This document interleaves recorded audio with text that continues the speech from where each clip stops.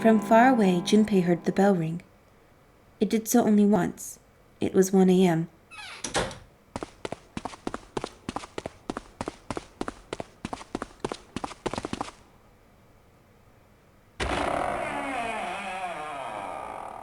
He jogged through the entrance of the large hospital room to find 6 of the others already there. Ace, Santa, Clover, June, Seven, and Lotus. They had gathered in front of door number 8. Or perhaps, to be accurate, they had gathered in front of the red next to door number 8.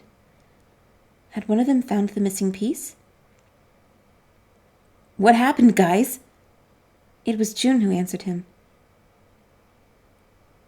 "Jumpy, look!" She was pointing at the red. He pushed through the others until he stood in front of it. Immediately he knew what she had meant. The display on the front of the red read vacant. Junpei sighed. "Come on, guys, who was it? I thought we're supposed to yell if we found it." Well, Junpei wondered why she was hesitating.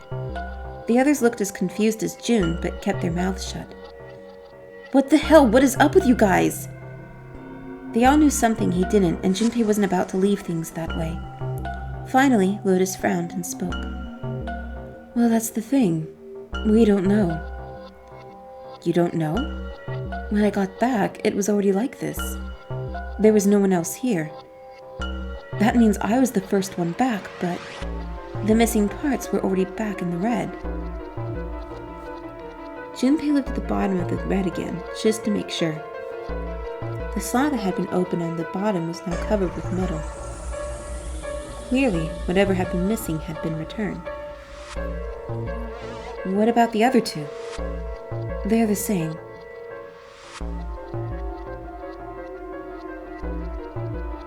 "Alright, I just want to be sure here. Nobody has any idea what the hell happened here, right?" Ace and June nodded silently. Seven raised his hands, as if to say, "Not me," and Santa just shrugged. Only Clover lowered her head and did nothing. Wait a minute. That was when he noticed. Where's Snake? Junpei swept his eyes across the room a second time, but Snake was nowhere to be seen. Does that mean that he found them? I've no idea. There's nothing to suggest it, but nothing to suggest he didn't either. I don't suppose we'll know until we can ask him in person. Well, whatever he did or didn't do, he's pretty damn late. What the hell is he up to? Maybe he's lost. Yeah, well, that seems likely. Dude can't see. I don't know how he gets around in the first place. Clover raised her head. No, that's impossible! Suddenly, she was shouting.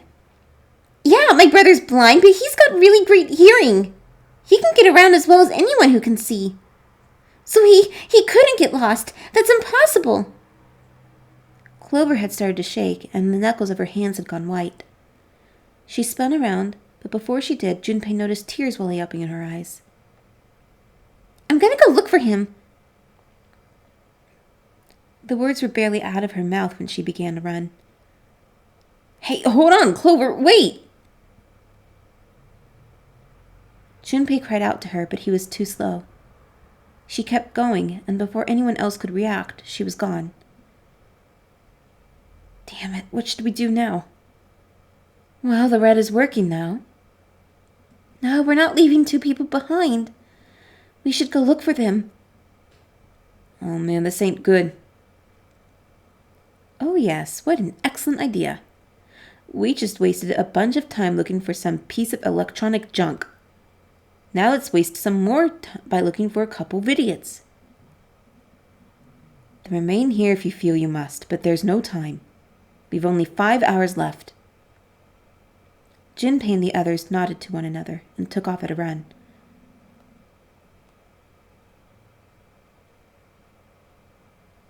In front of the stairs that led to B deck, they decided to split up. They quickly assigned search areas and went their separate ways. Soon, only 2 of them were left. Those 2 were Junpei and June, who had been a few steps behind the others. All right, we should go too. Yes, let's go. But where should we start? Let's see. How about the casino on B deck? Okay, sounds good. They took off up the stairs at a run. Before they knew it, they were there. So was Lotus. She was leaning against the wall, examining her nails. Hey, what do you think you're doing? She glanced up at him, unimpressed. Isn't it obvious I'm looking for Snake? I'm just not seeing it. Really, maybe you need to look harder. Oh, by the way, I've got a proposal for you two. Care to hear it? What is it? Well, I don't like to beat around the bush, so I'll get right to it. Why don't we team up? Team up? Yeah. What, you need me to explain it to you? I'm saying, why don't we go through a numbered door? Even if we wanted to, that's impossible. Why? Jumpy's bracelet number is 5 minus 6 and yours is 8. Our digital root would be 1. 5 plus 6 plus 8 equals 19. 1 plus 9 equals 10. 1 plus 0 equals 1. But there's no number 1 door in the large hospital room. The only doors there are 3, 7, and 8. Then we add another person. Huh? Who? What? Isn't that easy? 7. She was right. If they added 7, 5 plus 6 plus 8 plus 7 equals 26. 2 plus 6 equals 8. Then the 4 of them could go through the numbered 8 door. But... Whoa, hold on a sec. What about the other 4? Why don't you add them up? That was simple enough. 1 plus 2 plus 3 plus 4 equals 10. 1 plus 0 equals 1. The digital root for those 4 would be 1. That's right. And you know the number 1 door isn't in the big hospital room, right? Of course I know that. No. Are you saying you'd leave them behind? Of course not. What kind of a woman do you think I am? Once we get off the ship, we could come back and rescue them, couldn't we? Then we wouldn't really be leaving them behind. Don't try to lie to us. I don't think you'd do anything of the sort. Really? Why do you think that? You remember, don't you? We have less than 5 hours left. Even if we manage to escape. There's no way we could come back to rescue them in less than 5 hours. Well, you never know until you try. No, you're not thinking this through. Even if we brought 7 with us, we wouldn't be able to get off the ship. The 4 of us couldn't open door 9.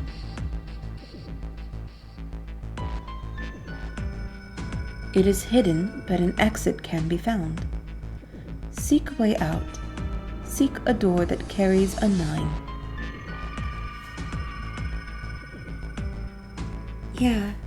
Yeah, that's right. The digital root for us 4 will be 8, so we'd have to add ace to make 9. Right.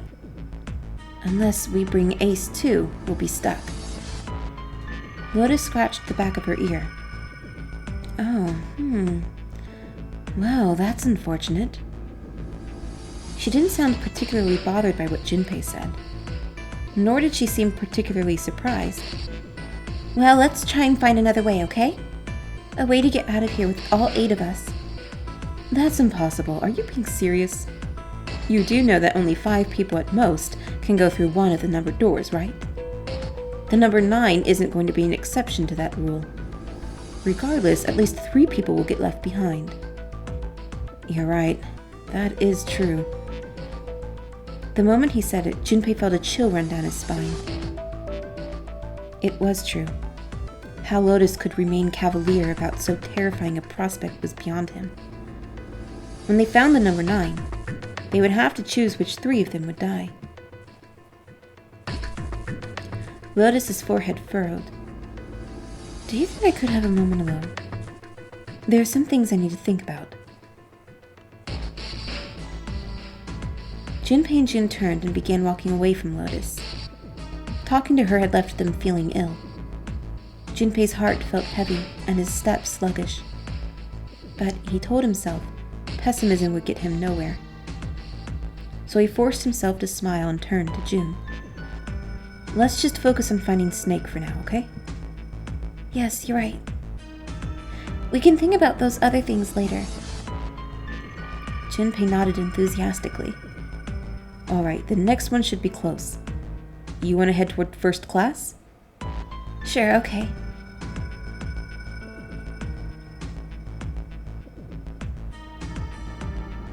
When they arrived, they found Clover leaning against the wall. She was staring at a meaningless point on the wall, her eyes blank. Are you all right?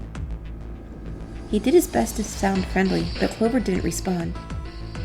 Look, I know you're really worried, but, He could think of no words to say that didn't sound hollow and fake. Junpei hesitated. Clover was so consumed by worry and fear that Junpei feared it would crush her. Her actions didn't surprise him. She had suddenly lost her brother, who she seemed to have been very close to. Her voice was thin and barely audible.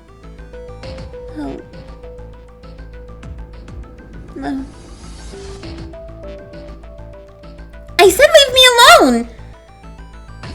Suddenly she was screaming. You're so annoying! Just go away and leave me alone! Just looking at you guys is pissing me off. Go away, okay?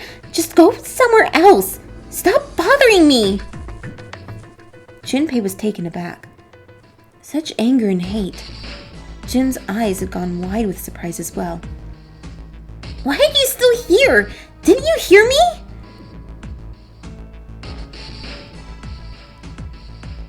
Fine, forget it. If you aren't gonna leave, then I'll just... Alright, let's go, June. Yeah. They turned and left Clover. As they did, Junpei glanced back over his shoulder to see Clover wiping tears from her face. Clover had driven home the misery of their situation, but Junpei told himself that getting depressed would get him nowhere but depressed. For Clover's sake, they had to find Snake and fast. Junpei wanted to move on and quickly. Hey, why don't we go back to C deck? We can take a look at that hallway with all the rooms. Okay, let's get going then. Together, they ran down the stairs. They spotted Ace at the end of the hallway walking away from them. Hey, Snake, where are you? Answer me if you're there. Junpei and June ran to catch up with him. Hearing their footsteps, he turned to greet them. Ah, hello there. Snake is... Well, that's obvious, isn't it? I assume you haven't found him yet either. Junpei nodded. I really wonder where he could have gone. Well, wherever he's disappeared to, we must find him as quickly as we can, for Clover's sake. Right. Jun's face looked kinda enraptured. By the way, do you think Clover and Snake are really siblings? Why would you say that?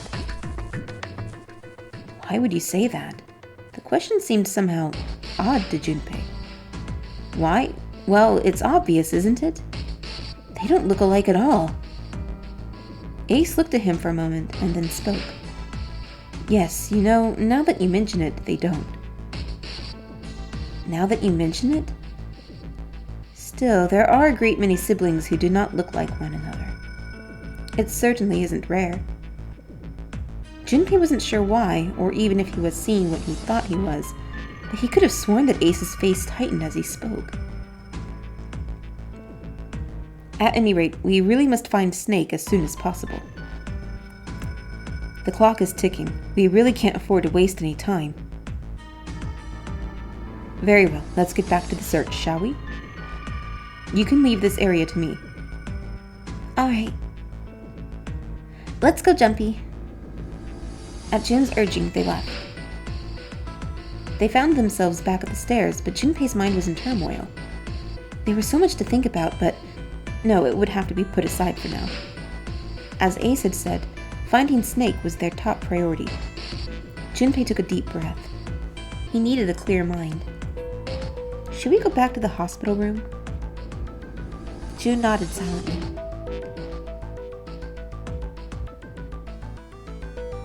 On their way to the large hospital room, Junpei and Jun noticed Santa standing next to the door, to the number 3 door. What are you doing? What, you can't tell? I'm chucking out the red. Why is there something bothering you? What? It's not bothering you. Huh? The guts of this red. Why wouldn't you wonder who the hell put it back in here? Yeah, that's true. Well, I'm curious too, but... Who do you think did it? Santa's eyes narrowed as he looked at June. She shook her head. I don't know. Well, what about you, Junpei? Who do you think fixed this thing for us? Junpei was silent for a moment before he answered. Well, it seems like it would have to be Snake, wouldn't it? Maybe he got back here before any of us. He found the part somewhere, put him back, and then went through one of the numbered doors. No, that's not possible. You have to authenticate with at least 3 people, or the red won't open the door. There's no way a single person could get through there by themselves. Yeah, I guess you're right. All of a sudden you forgot that? It was a stupid mistake, and Junpei knew it. How had he made such a foolish miscalculation, and how had Santa noticed it so quickly? Perhaps he just wasn't as clever as he used to be. Junpei shook his head sadly. So, 0. Why? Isn't that obvious? He's the guy who set this whole thing up. You don't think that should mean the opposite? Seems to me like that means he didn't do it. I mean, who do you think took that stuff out in the first place? Probably 0. Yeah, exactly. Then why the hell would he put them back in after he'd taken them out himself? It just doesn't make sense. Why do all that work? Yeah, I guess that makes sense. So what happened then? Who put that stuff back in the reds? Junpei furrowed his brow. Maybe there's someone else on this ship with us. You mean someone hiding here? Yeah, well, I mean, it's just an idea. And you're saying this mystery person fixed the reds? Yeah. Why?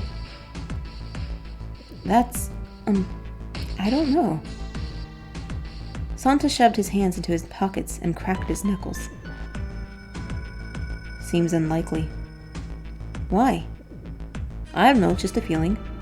Hard to believe 0 to bring in a secret 10th player. I mean, the name of the game is the Nonary Gang, for Christ's sake. You know what Nonary means, right? It means 9. No, that's not what I meant. I mean more like someone who's been living here for a long time. Or someone who, like, stayed here. Seriously? That's even more ridiculous. Why do you think 0 would leave them alone? Junpei rubbed his chin and frowned. So, in other words, one of us is the person who fixed the red. Santa grinned. Bingo, we have a winner. But if that's true, then the person who did it doesn't want the rest of us to know they fixed the red. Yeah. But why? No idea. Maybe if they come clean on that, it means we'd find out something else. Something bad. Something bad? Dunno, but whatever it is, it's gotta be worth hiding. Of course. It could have something to do with Snake's disappearance. You think maybe they did something to Snake? It's not out of the question. Junpei stared at Santa. There was something about him that made Junpei wary. At first, he'd assumed the other man wasn't terribly clever, but Junpei was beginning to think he would need to reevaluate that assessment. When Santa spoke again, his voice was quiet. Look, if you trust anybody in this game, you're gonna lose. You've gotta be careful. The person you trust the most could turn out to be the one who stabs you in the back. With that depressing suggestion, he turned and quietly walked away. Junpei and Jun looked at one another and smiled awkwardly. They looked everywhere they could think of, but Snake was nowhere to be found.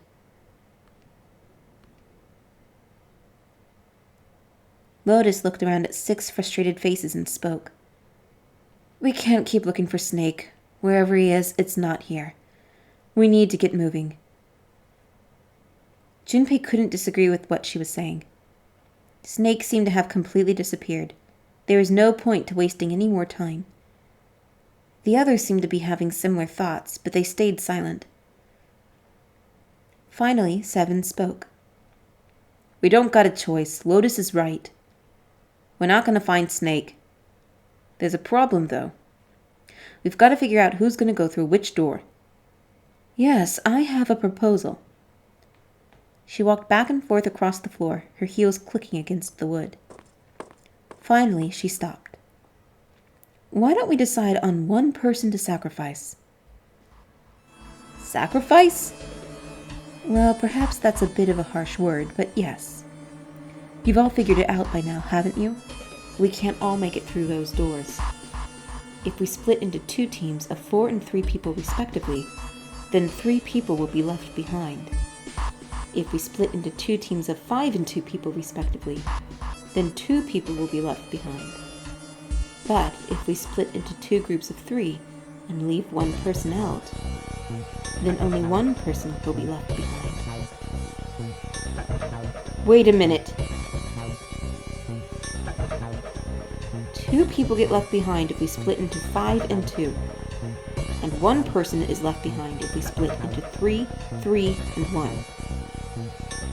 I got that part. You can't go through the numbered doors with any less than 3 people. But if we split into 4 and 3, then why do 3 people have to be left behind? Just run the numbers.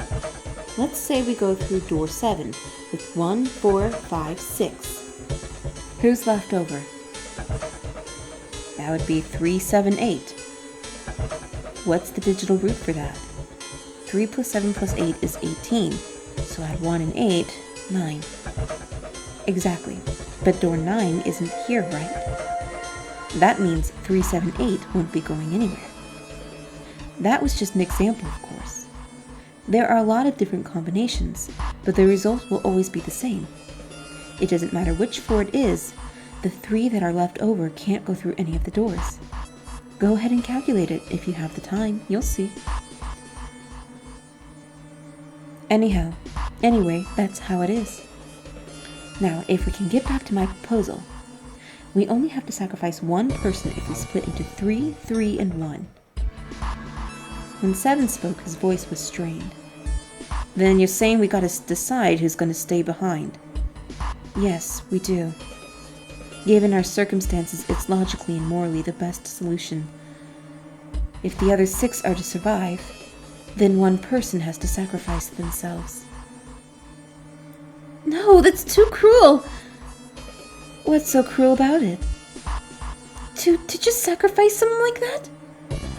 Then what's your plan? Maybe we should sacrifice 2 people instead of just 1. That's not what I meant! We shouldn't sacrifice anyone! I told you that's impossible. Wake up! Whoa, calm down, you 2. Santa stepped between Lotus and Jin. Look, what Lotus is trying to say is that you should aim to bring the greatest amount of happiness to the greatest amount of people, right? Exactly, that's how democracy works. And for that reason, I think the only fair way to decide who will be sacrificed is through a vote. What do you think? No, that's terrible! I'm not asking you, shut up! What about you, Santa? Me? Well, I agree, I guess. Alright, that's 1 vote for. Counting mine, that's 2. 7. I can't say I agree with you, but we don't exactly have a choice. If we don't do something, we're all gonna die. Glad to see you get it. If I can get 1 more vote, then it's decided. What about you, Clover?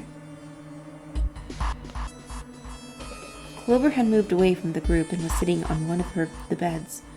Her whole body drooped. Junpei didn't know if she'd even heard Lotus's proposal. Lotus walked over to Clover and gently laid a hand on her shoulder. Your brother has to be behind one of the numbered doors. We searched everywhere, but we didn't find him. Doesn't that mean he has to have gone through one of them somehow? Clover slowly lifted her face.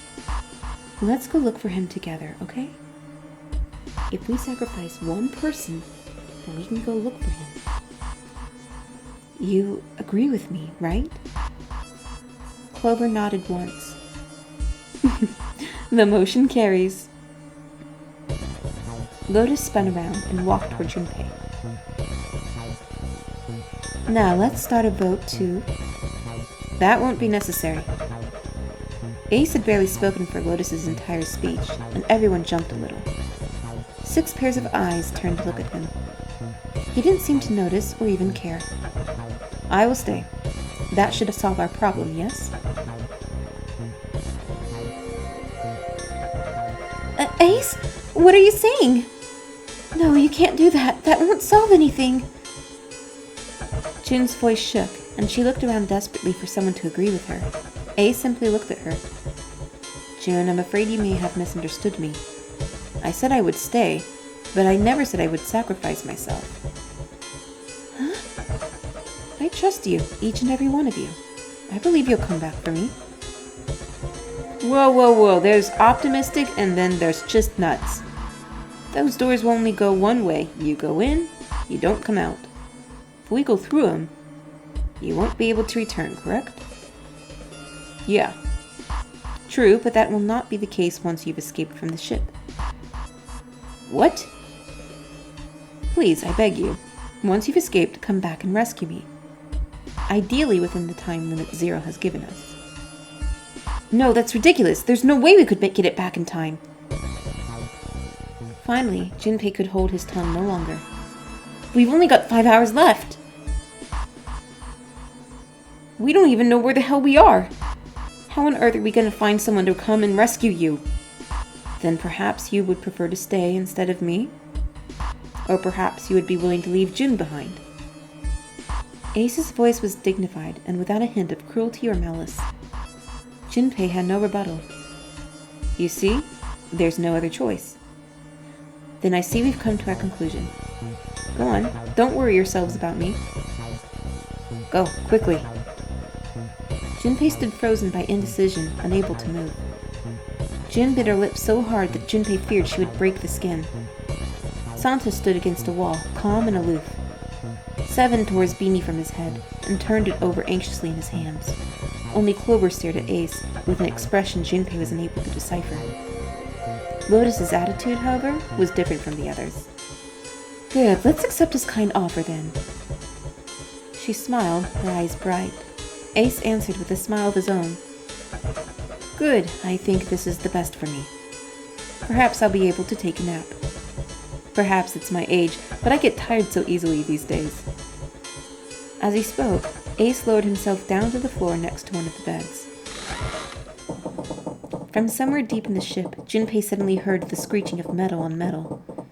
It was almost as if the ship were screaming. Would it really hold until their time limit was up? Already D-Deck was flooded. In the sudden silence, the only sound was the sad metal wail of the ship. Unsurprisingly, it was Lotus who spoke first. Well, what are you waiting for? We're wasting time. Why don't we hurry it up? As if a spell had been broken, the others all began to talk at once. You're right, we should get going. That's all we can do right now. 7? Seriously, honestly, I was getting kind of sick of listening to you guys talk. You too, Santa? I have to find my brother. Wait, all of you, let's just calm down and think about this. There has to be a way to get everyone out. There has to be. Right, Jumpy? Say something. Yeah, let's think. There's gotta be another way. His words sounded hollow and fake. Fine, forget about it. I'll figure it out on my own. She spun around and ran toward Ace. He had slumped down next to the bed when Jun grabbed his arm and pulled. Come on, Ace, please stand up. You can't give up yet. We just have to sit down together and think about this. We'll figure out a way that we can all get out of here. Then it happened. Ace fell forward. He slumped over onto the wooden floor, his body folded in half like a boxer out cold. Ace! Chun cried out and dropped to her knees beside him. She put her arm around his neck and did her best to lift him up. What happened, Ace? Say something! She shook him frantically. His eyes fluttered open. I'm all right. His voice was weak and slightly slurred. How are you fine? This. He held out his left arm and slowly opened his hand. It was a syringe in a small vial. The vial was empty. It had only recently been emptied.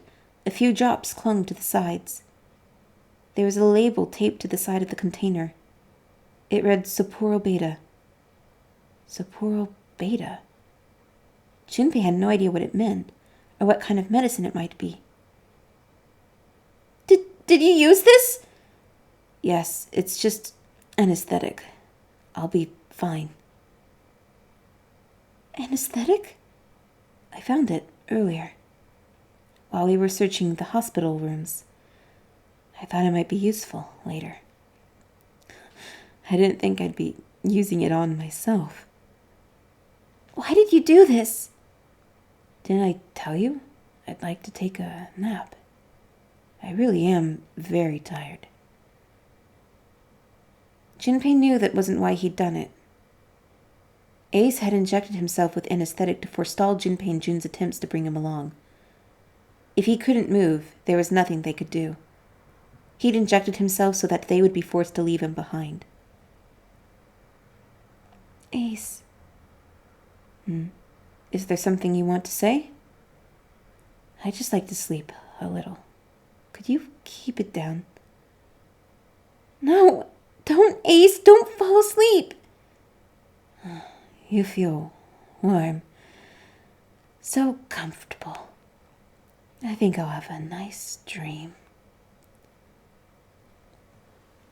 Ace's eyelids drooped further and further, almost as though he were dying. Ace? Ace! She shook his shoulder again and again, but this time he didn't respond. Only the gentle rising and falling of his chest told them he was alive.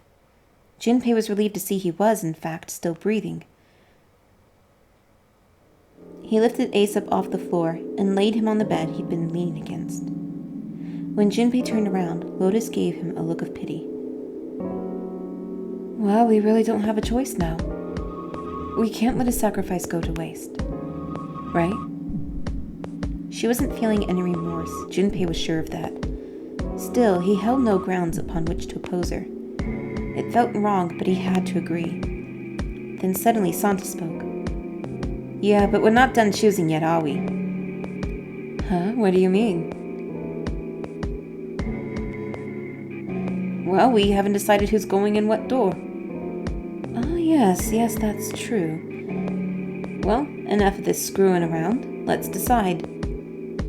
You first, Lotus. Which door do you want? I want door number 8. It's the same number as my bracelet number.